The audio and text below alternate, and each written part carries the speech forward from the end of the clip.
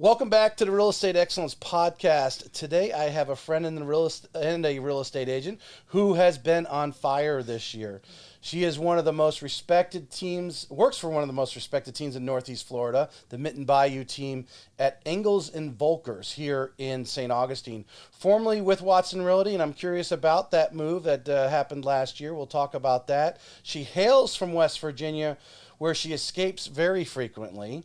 She is well connected in her community of Palencia here in St. Augustine, Florida. She loves to boat, trout fish, and sell homes. Let's welcome Alexis McDaniel to the show. You're getting me laughing there. We're going to have a good time this morning. Oh, yeah. We'll try. But Alexis, I'm so glad you stopped by. And in talking to you pre-show, you had a story, and I think we'll get into it, and I want you to share, because one of the things that we want to do on the Real Estate Excellence Podcast is for agents that are out there listening to you to get some inspiration. I mean, that's why people listen to podcasts. They hear something and say, you know what, I can connect with that. Hopefully they leave the show today saying, you know what, Alexis had success. She's stuck with it. And, you know, I can do that too. And they continue to drive on with it. But let's start with Alexis, growing up in West Virginia. Tell us about that. Well, first, before we get started with me, I love your office. This is a great podcast. I've seen you online, and I'm so excited that you invited me here.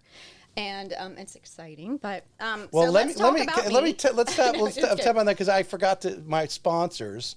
Stage to Sell. Yes. Stage to Sell is a full service staging company. They actually provided this setup here for us. So if you are looking for staging, they have a huge warehouse right here on Phillips Highway, just up the street. But Stage to Sell is for all your staging needs. They will do a full consultation with the customer, and then I'm sure staging is very vital in your business, especially in the listing side. Yes, and I've heard of that company, and they do a great job. So they did a nice job in here. Thank I you.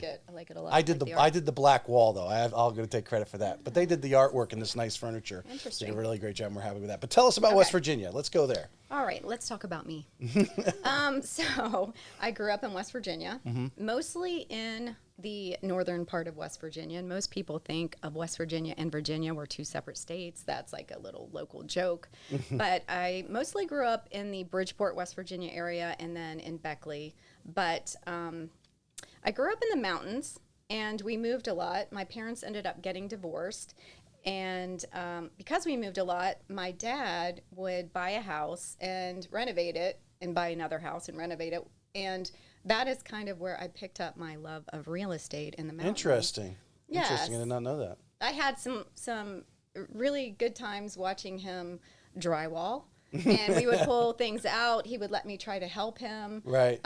He would teach me little things that I've carried through my life that are actually real estate related, like how to hang a picture properly, right. How to fix a hole in a wall, things like that. So we would move into a house, it would be transformed, and then, well, unfortunately, somebody would get a new job or something, and we'd move. But it right. did develop this kind of fascination with houses and what you can do with them. Sure. So I moved all over the state. I graduated actually in Pittsburgh. I spent my last year and a half in Pittsburgh. High school? Yes. Okay. Yes. Which was also a unique situation. I went to West Virginia University for college. I majored in journalism and got my first job at a newspaper, which was a very low-paying job, but it was fun. I wanted to be a writer.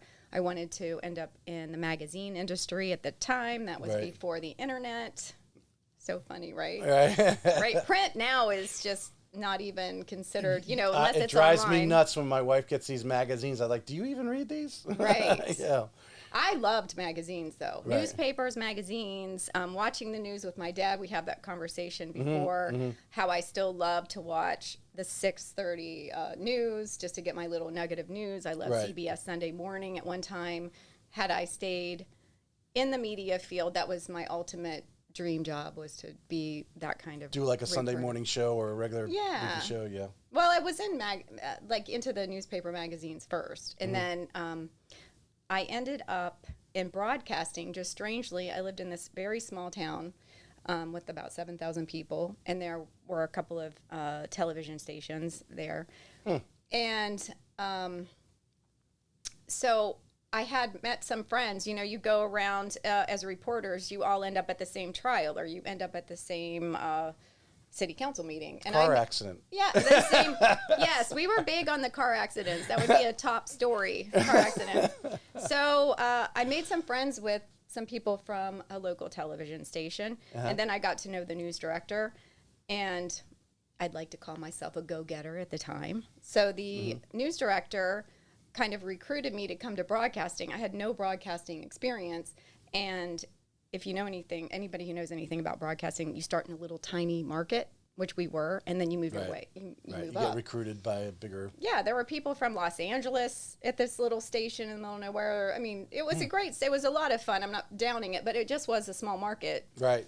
You got paid basically minimum wage to work there, too. Sure. So he recruited me because he saw that I was really into the news, and I was a local person, and I knew local people and had a big family.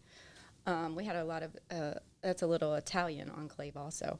So he thought this might be good for ratings to have a local person instead of these people from out of town. So Did they get his ratings? I don't know what happened. So my friend who worked in television knew I didn't have any experience. Right. They sent me outside into the parking lot with a camera, and they made me do a mini stand-up, I guess, which I passed. I don't know how. It was pretty hilarious. And I got a job there, which was a pay cut, but it was so exciting. I was like, oh my gosh, I'm going to work. Be on television. Oh, yeah. Yeah. So my little Italian grandpa, I call him little because he was just a short little guy, but he was so cute. He was so excited. He didn't graduate from the 6th grade, and went to work in the carbon plant. And he was so proud because I was on television in this little small town. On television. Yes, it was adorable. He could tune in every night and see you. I know. It was fun. So I really enjoyed that time. It was very exciting to be learning a new skill and telling stories, and I really loved it. I got to go to some fast forward, what brings you, how do things develop and you get here to Northeast Florida? Well, so I'm working on television, and I get married and I have my son. Well, you can't work from 8:30 to 6:30 at night and have a child and make no money. You're just paying to put him in daycare. So I got a part-time job at a newspaper, and we bought some rental properties, also part of the real estate connection. And I think my kids, it was like 2009. My son would have been in 6th grade, my daughter in 4th, and we had an opportunity to move here because family business, healthcare business was also here. So we ended up in Florida. About 6 years ago, I stayed home with my kids because my husband had to travel a lot for work. There was really no reason for me to, it just didn't make sense. But we still loved buying and selling things. It's just in both of us. So I got my real estate license. I joined Watson with the Menton and Ballou team because I had Lisa Menton. You started right off with? I started right off with them because I had worked with Lisa Menton since we moved there. That's how we bought our house. She had helped many family members, and I loved working with her. She is so good at what she does, and I'm completely so lucky that they let me come on new because that's not what a lot of team members want to do. But I was really... a lot of big teams don't want to have to work with somebody new. But I was really connected in the community. I had been the PTA I think president. There's some teams that are really good at that because they want to mentor them up. Some do, yes, that's true. The only unfortunate thing on some of those teams is they come in, they work there for a couple of years. They're everyone else is taking cuts from them every time they sell a deal. Eventually, they get like enough experience. They're like, they leave. They completely leave. Because from that standpoint versus, obviously starting on your own or coming in with experience, you've got negotiating power. When you don't know anything, you're like at the whim of whatever they're telling you to do, and it's kind of hard. It's kind of like starting off at minimum wage and trying to get up to that executive pay. It takes a while to get there. So a lot. I would say our team is unusual as they don't operate the same way where, yes, there are teams who bring in a new person, they kind of take their cut and they work a lot with them and they do that. I think because I knew Lisa, she knew I already had some connections and Sure. we had already done some business, and she felt pretty strongly that I was going to have some leads of my own. I'd like to think, but I also did some. I also started off doing some marketing for them. Right. I wrote some articles, and they paid me like hourly, and I wasn't really sure what I wanted to do. Well, you'd had a skill set to do stuff on your own, because being a realtor isn't just simply, we'd love to think that every phone call that rings is, I want to sell my home, or hey, I'm looking to buy a home. You have to actually make that phone ring. It's not easy, and I have a lot of friends who are like, "Oh, I just want to," and they think your team will give you leads, and sometimes they can. Some people buy a lot of Zillow leads, but it's very individualized. It's not. So you tapped on Zillow right now. What is the attitude in the Engels and Volkers room? Because I'm hearing about Zillow. Well, yeah, because Zillow is using that money amongst money from other places too, but they're using this money from these lead buys from the agents. And now they're going to be opening stores, basically, in your backyard. We haven't had a company-wide discussion really about Zillow, and my own opinion is that it really helped the industry when it started. I mean, you have to be online. It's changing the dynamics of everything, but it's what they're doing now is completely. I don't blame them for what they're doing. It's capitalism and what they're doing, because they're getting into mortgages too. Right. So they're buying property directly. I mean, then it shouldn't be allowed, but that's above my pay grade. I think. We don't blame them what they're doing, but I think agents need to get off the fix of buying leads. Especially from something from them, because they're turning around and utilizing that money to basically, in our side, from the mortgage side, they're now taking that customer. Now that customer's in their circle, and they're constantly working them. And so, it's capitalism, good for Zillow, but as an agent, I think, we talked about earlier, your homegrown leads, who you work for the PTO and so forth. Right. So, you spent almost 5 years with Watson. No, I was with Watson about 3 years, and then we switched to Engel Völkers 2 years ago. Has it been 2 years now? Yes. COVID, 2020 is like, that doesn't exist, right? Like, I look back at the calendar. When was the last time we saw each other? We hit the minus 2020 out of there. So we need to talk about that. You were on the other side of probably my first, I might have had one other, but you were the lender. Yeah. On my first transaction, really. Yeah, it was fortunate that I knew an agent who was a listing agent, and they were in a condo complex at that time, was under lawsuit. If I'm not, I know it was, because how long it was ago, and it was difficult to get lending in there. So the listing agent referred Alexis to myself, and when we were able to get that deal done, and Yes, and then you helped me with that deal, and then you helped me with several others, and it's been a good learning experience. I think it's your brother, right? Was your brother or brother-in-law? It was my brother-in-law that was a condo they owned. Well, I'm talking about last August. Oh, yeah. Was that your sister or brother? That's my sister-in-law. Sister-in-law, brother, yeah. Okay, yes. Exactly.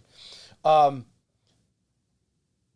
change from Watson. And I've seen this, and I've had numerous agents on here, and a lot of agents have started with Watson. Yes. And recently, this Engels and Volkers office that you're in has attracted some heavy hitters. Yes. Mitten Bayou amongst some other teams over there. What is it, just like a new green grass, or what is it that Engels is doing? Well, it's a luxury brand, and they are attracting some of the heavy hitters because they aren't a training ground. I mean, not that you can't be new and join a team or something like that, but they kind of specialize in the luxury market, and usually to get to the luxury market, you have some experience. And they cater to a high level of marketing. They have international marketing. So I think it's attracting people that have reached that level. Now, Watson is great. I loved working at Watson. It's a regional company. I used to joke that because I'm from West Virginia and I'm kind of a smaller town person and have that small town feel, I liked Watson. They're good training grounds for new agents. They do take a higher commission split in the beginning and things like that, but they have a lot of training.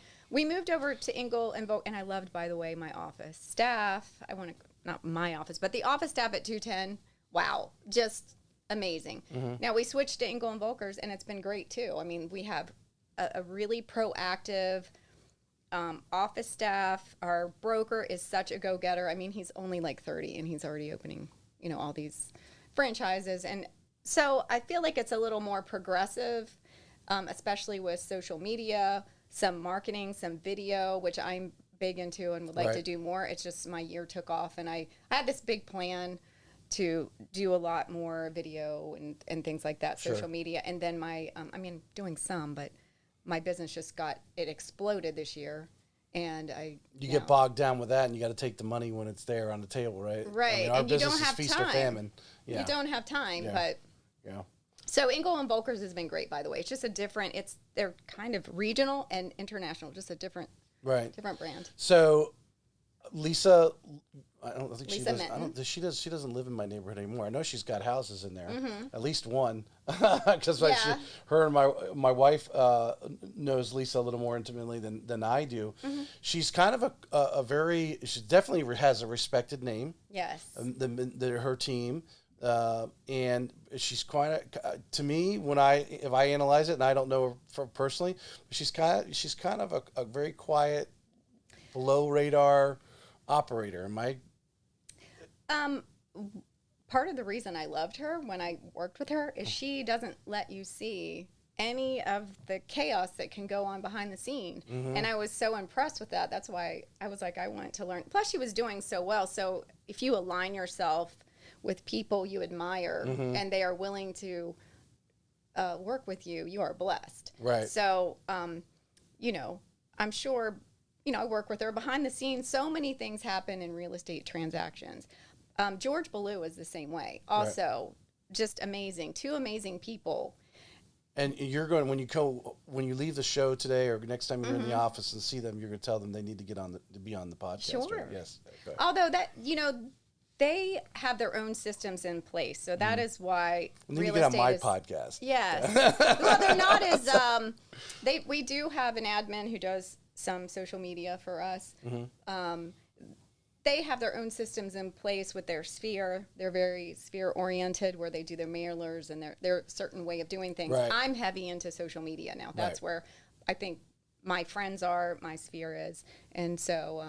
But yeah, they're great. So no, I know I've interacted with her because I used to get her mailer in my neighborhood all the time. On a regular basis.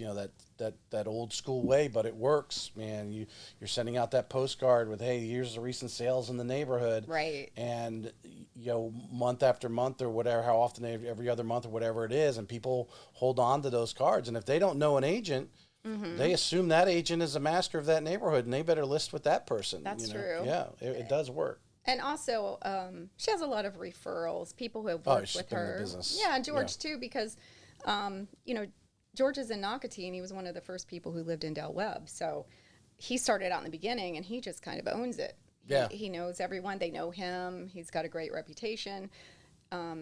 And then when you work with those people and they need to move, people move average I think is 5 to 7 years. So he's been here, she's been here, and it just builds up. But yeah, and they keep moving in. They're referring their family members who are coming in the area. And so because she is so good at what you said, that you feel comfortable with someone knowing that they can handle things. She's a handler. They handle it. Which they have taught me. I like working for managers that are like that. Yeah. They keep the drama out of what Right. you need to do on a daily basis, so you're not distracted and wasting time. Now, the team, we've talked about this a little bit, just so our listeners here, maybe they listening to you talking about Lisa and George, that they're going, maybe this is someone I need to talk to. No, just call me. They're experiencing. Yeah, call Alexis. I'm just kidding. But the team is basically from a layman's side, from being someone not on the team, not in a real estate office, but looking in. She has how many? Half a dozen. Yeah, well, we have about 9, I think. 9. So everyone's their own individual. Yes. No one's really rolling up. There's not this 3 people above you type. No. going on. You report to Lisa and George, and they help you take care of your business. Right. But you use the synergy of the entire team, the 11 of you all together, or if the 9 includes Lisa, Right. there in working off you, because all of you are mostly experienced agents. Right. And get things done. But obviously Lisa taking care of a lot of the, the drama, the other stuff that drags you down, and getting that out of your way so you can focus on what you do. Right. Well, we have an admin who is, part of our team. She's Right. in the office, and then we have a closing coordinator, and then the other agents. We just work with one another. For instance, I have a family. They selected 3 neighborhoods. One of them is Julington Creek Plantation area. That is not my specialty. So I teamed up with her, and we work it together because the people reached out to me. They like me. We talk together. So we work that way because we do have people in different areas. Because they're focused on that. Yeah. You know what's going on in Palencia. Yeah, Palencia and 210. Another person like Jody Steele and I work together a lot because we'll have each other's back. Like the other day, she needed me to go out really early in the morning to check a house. Something was going on with the AC and nobody was living in it. I went there, and then I needed her to help me. That's nice to right. have that. So we kind of have that going on, but we are very much individuals, but we will work together when needed. So I like that. So did you have a vision when you first got started? I mean, did you have some vision of having a team yourself, or you're just comfortable on your road right now? I mean, do you have some superior aspirations, or? That is interesting, because I've said no, and I will tell you why. From owning real estate myself, and then also so when I was in media, I was an editor and I was an executive producer at the TV station. I had like 17 people under me. And it's not that I don't like leading. I do love it. And then also the PTO, which was free volunteering. Right. That was free time, but I loved it. But when you're coordinating all those people, it's draining. it can be fun. I'm not saying never, but I love my team and what I'm doing. And I love that each transaction to me is like a story. So, if you have the personality where you love, like I meet a family or a person, an individual who wants to purchase something or sell their home, we start together. I kind of interview them. I see what their needs are. Right. We work through the process. The story, has an ending. Sometimes it's a month. Sometimes it's 6 months. I worked with somebody for 1.5 years. And I like that whole process. I don't know. It's not that I don't love working with people. I just don't know if I want to do all that, the other things. Right. I kind of really enjoy just focusing on your business. And I don't know how, I guess, you've been in the business as long as Lisa has and so forth. It's financially there. But then when you look back and how much drain, how much time it took you, I look at, from a loan officer side, I really don't have an aspiration to run an office and hire people, and you start, then you're getting away from your craft, really. And if going out and showing homes and talking to those initial clients, which pays very well, being an originator pays very well, that you can make a really good living being really good at that. You don't need to be the boss, so to speak. You don't need to have, I think it's 17 people underneath you. What you enjoy and how you make it work. I can't say, I'm 51 years old. I don't know if, that's in the cards. I don't really see it there. I do enjoy what I do. So. Well, it sounds like you're very comfortable with Lisa and the way she operates. You're comfortable there. You can do your thing, and I know you take off to West Virginia like every other weekend. I do. There's nobody. It's a very different structure, I think, than most teams have. So I do. They're there if I need them. I get a lot of advice because they have, when things come up, everything is different. I think there's a perception, especially from people who are not realtors yet, that they think, you show some houses and then some, even if you have a closing coordinator, they just take care of it and you're done. It's every single transaction has a new problem. I'll even call George and Lisa and say, hey, what happens if this happens? And they'll say, I haven't had that happen. And I'm like, how can you not have that happen after so many years? Yeah. I'll tell you what, during COVID, I had this major issue with a Canadian trying to wire money for this $2.3 million purchase. And it wasn't coming through. And that was, and I'm sorry, but COVID is new. Yeah. That situation is new. We have an international company, but it's all new. So we just had to roll with the punches and see how we could work it out. I mean, you just don't know what's going to happen. Right. No, you're 100% right. And I have to explain we do a lot of obviously new construction here at Jet, as well as work with agents doing existing homes like yourself. And this whole COVID thing, from the supplies getting to the builder, and I tell people, just trust me, that builder wants to close your home like yesterday. And you're a lender, and you want to close the home. You don't, that's how you get paid. Yeah, we don't get paid until it closes, and of course we can only, and on the building side, the builder tells us when we're going to show up. It's not like the existing sale, like, oh, hey, yeah, we're going to close in 30 days. That's going to be the closing date. Okay, great, and everybody goes into motion. The builder's going there, and it's crunch time. Of course, here's, we're the first of the month today. Yesterday, obviously, was crazy time, and getting certificates of occupancy, just getting the guys to show up. We got carpet going down, and the appraiser coming out for the final inspection. They already appraised the home, but coming out to make sure the home is complete for the lender, so it goes in the file, hey, the house is complete. Obviously we're close with the builder, so we know they're going to get it done, but there's some things we just can't it's been crazy. Rush over. Yeah. And how about you Employment, can't get supplies, and then people don't want to work, and as a realtor on the other side with the lender, I mean, appraisals, oh gosh, I had one delayed by a whole month because of the backup of appraisals. But listen to what happened today. This is a good story for today. Okay, good. I had a VA. I had a house go under contract with 2 offers last weekend, like 10 days ago, and they already had the appraiser out yesterday. I know, I don't know how this happened. And this morning, your house is appraised. We can close early. And I'm telling my sellers, I'm like, I don't know how that happened. I am so glad you actually brought that up. Yeah. Because I actually read or saw, I can't remember where I saw it, just last week.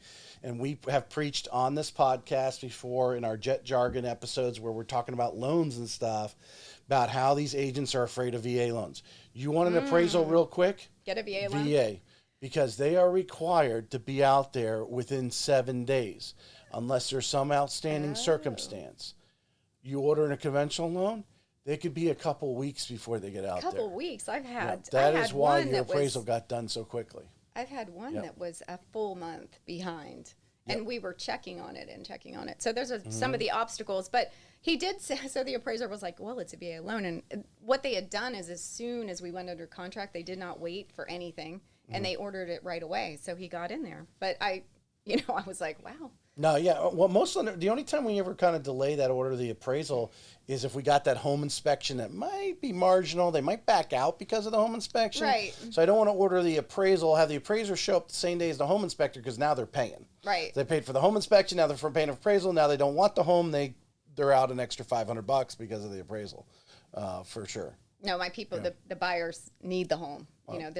That's another, you have to kind of, it's like I said about the story, you have to look at all the players, and that's why I enjoy it from having my journalism background. You interview 5 people, you pull your story together. Each transaction's different. You have the seller, the buyer, you have to read them, and the whole goal is to get to the end and to see each obstacle and see what you can do about it, and you have to problem solve. And if I have some problems that I don't know the answer to, I have 2 experts. And there's some personalities involved.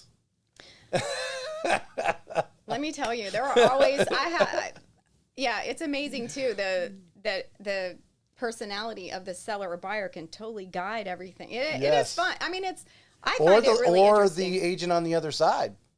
True. Yeah, true. But tell us, we talked a little bit earlier before the show and got kind of getting caught up what you've been doing recently, and I wanted to share this with the crowd. You mentioned a few minutes ago you had a large sale in your pipeline. I guess you were the listing agent, right? Right. All right. So you were listing this, and that doesn't mean they would have kept you if that house didn't sold. They could say, Alexis, you're not getting it done. I'm going to give this to someone else.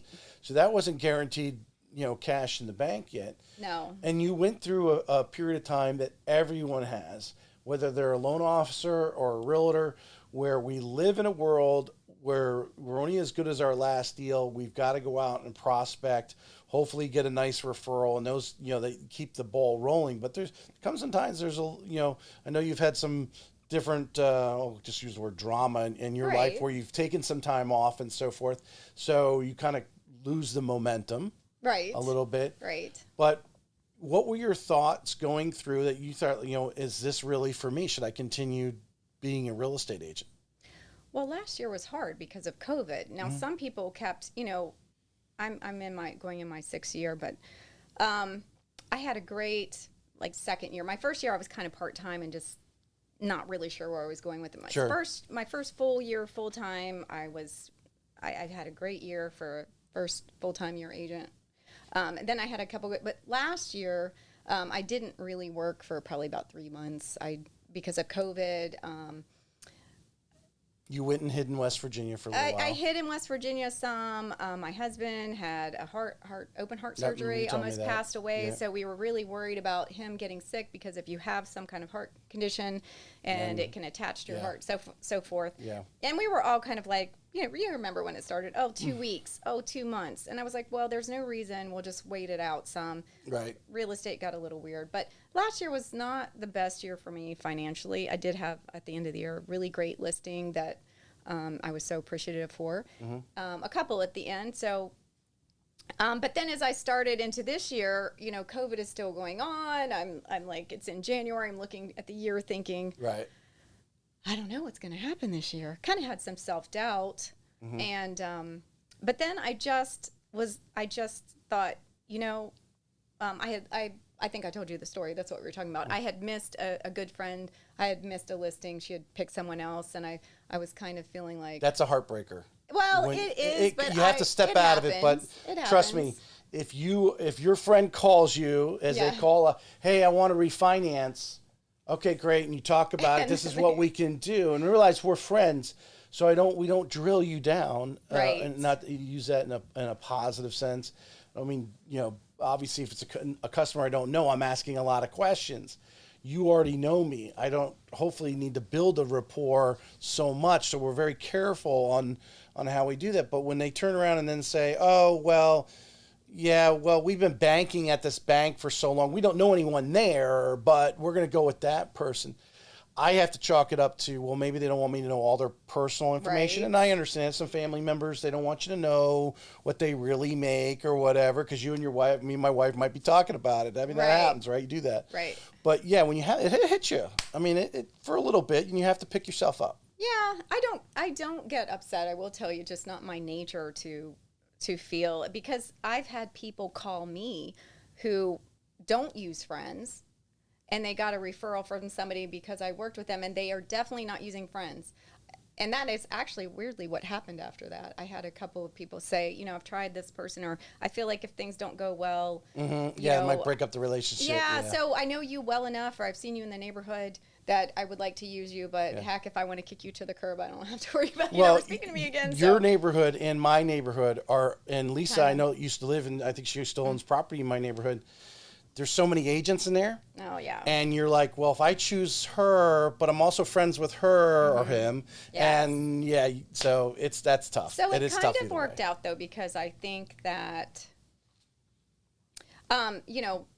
it comes out in the wash. Like, somebody won't use you, but then someone else will, and I've never been upset. I mean, you kind of feel that loss, like, darn it, I really wanted to work on that. But I have just tried to take any listing I get and market it as well as I can. We have a big marketing platform with our team. We put you on the local television. You have the Engel Völkers Edge Network, which is international. You know, we also do the MLS. Then I do social media ads. We have a big program. We use the best video and photography we can. So we really step it up, and you don't pay any more for our services than someone else. That's coming out of your commission, which is what it's designed to do. Right. So I just look at it. I just looked at it as, well, I'll get another one. So I kind of had a moment where I was looking down, and I was like, maybe I need to go back to my old career or something like that. I don't know. Yeah, you think about that sometimes. I'm like, I have no skills, so I can't do that. I mean, I was a journalist. when the internet was starting. I mean, that's just crazy. I don't. We all go through that, and you Right. hopefully whether you went to Lisa or maybe someone else, or you listen to something inspirational. But what I've found, if you stay in line long enough, you will get to the Right. front. And you stuck it out, and all of a sudden this year I'm watching Best your year posting. ever. Like you said, you had a lot of cash deals, man. With nothing sweeter than someone's going to pay cash. We're Right. closing in 2 weeks or whatever. Yeah. I just put my head, literally one day I was like, no, you don't need to do that. You love this. You enjoy it. You like people. Just got to Just apply put- yourself. Oh no, I just put my Yeah. head down and I said, nope, you're just going to keep going forward and it will come to you, and just keep getting out Right. there. And that is something you have to, a lot of people want to start in real estate. And plus, here's another thing. I have the ability to drop everything. This is a fast market. If you get a call for a house, you better put your shoes on and go show that house. Right. And I have the ability right now because my kids are Kids are older. older, yep. They're not in sports, and I'm not saying that somebody who doesn't. There are a lot of parents who are realtors who juggle all that and do a great job at it. But I'm saying I'm saying that this year it has been. You got to be a hustler right now. I mean, you have to hustle. You can't say no right now, and I have not had to say no very often. So it's really helped me this year when someone says right now, I can go. And I will say so many people do that. I don't want to say they can't, Well, but I've been able to do it. So Our business, it's feast or famine. yes, You've been trained, that, hey, you got to have your nest egg, because we may go a period of time where you might not get a call for a couple months. what do you think's going to happen this year? I think Everybody wants no, to know. I could tell you right now, 2022 is going to be huge in Northeast Florida. The builders are gearing up. I think they're in a stall mode right now because of supplies and pricing, and you're going to see some of that come down. And I just have some inside information that I think that 2022 is going to be Slamming? huge, at least for new construction. I don't know, the existing homes, they have their own battle, but I want to wrap up a little bit, because Okay. you and I can talk. We could talk forever, and this has we been have a lunch, good and our time. lunch lasts a couple hours just chatting Yeah. about this type of thing. These are I call these my 2-minute warning questions here. Okay. Just totally. So keep it short. Yeah, just whatever. Is it more important who you know or what you know? Well, it's who you know. It's who you know. I hate to say I that. agree with you. I mean, yeah. I mean, I think someone said it the other day. They were asked a similar question on another podcast, because I stole this question. Not that it's not a bad question. It's a great question. Some of the people who you know will teach you what you need to know. Right. You had, for instance, Lisa saw some assets in you that you were bringing to the table, and showed you the real estate Right. side to add to those assets. Okay. All right, you're going out. Sports, are you a jumbo shrimp baseball game fun in here, or the Jaguars? Jaguars. Jaguars. Yeah. Okay. What's on your travel bucket list besides West Virginia? Oh. Okay. Well, we're going to Montana for fly fishing again. Yes. I love to boat. You love to boat. If you go on her Facebook page, you got to go on Alexis' Facebook. She has pictures of her, and you go with a group of ladies, and they go fly fishing up in Montana with a guide, and everything Right. looks really cool. And I just came from West Virginia. We have a Christmas tree farm. That's interesting. And then, so I really want to do the redwood forest. I want to go to Maine, and I want to go to Utah. I mean, I don't know why. I mean, I just love the outdoor I do want to stuff. go out west to Right. the redwood forest, or the parks out there and so forth. I don't know about Utah. Maybe go skiing or something. Well, we have. I mean, we live in a tropical place, so I feel like I have done a few things like Aruba and Yeah, Yeah, we so can escape to the Caribbean pretty easily from right. here. And I feel like I love the outdoors, so I like to go to see some of those things. My brother's living in Italy. I think I'm going to go visit him. Oh, you got to take advantage of that. Yeah. Yeah, yeah, for sure. So we'll wrap it up. Yes, we're going to wrap it up, and obviously every guest. Now, I have added, if you notice, 2 of Ryan Serhant's both books here. Okay, his original one, Selling Like Serhant, and Big Money Energy. You don't remember? I can't remember. I thought I gave you one at one time. Like, you're going back. What? I'm gonna give. I give a book out to one of my. I'm gonna give you the most recent one. It's Big Money Energy. But after you read not that there's like a sequence, like you have to read that one first anyway. After you Right. read this, you'll want to go back and get his original one. Okay. So I'm gonna this. So Ryan Serhant, Big Money Energy. This is my gift to Alexis for Thank coming you. in today. So Enjoy nice. that. I enjoyed both his reads. There, hopefully one day I'll get to interview him, and I'll have to reread the books to catch up. But there's some great inspirational stories in there that, especially like you said, when you get that downtime, you're like, am I really doing the right thing for myself? Right. Read Ryan Serhant's Dominate at story. life. That's going to work. I like it. Hey, please make comments, like, and share on the podcast. If those of you are listening to it, the audio version, those of you on Facebook, please make comments, share it. Alexis has a great story. She's a very reliable agent. She knows St. Augustine very well, lives obviously very close to here. And now, Alexis, if someone wants to contact you, what's the best way to reach you? Cell phone, 904-377-6099. All right, and she's at the Engels and Volkers office right there on Route 210 in St. Augustine, one of the hot spots here in Greater Northeast Florida. So, thanks. Thank you.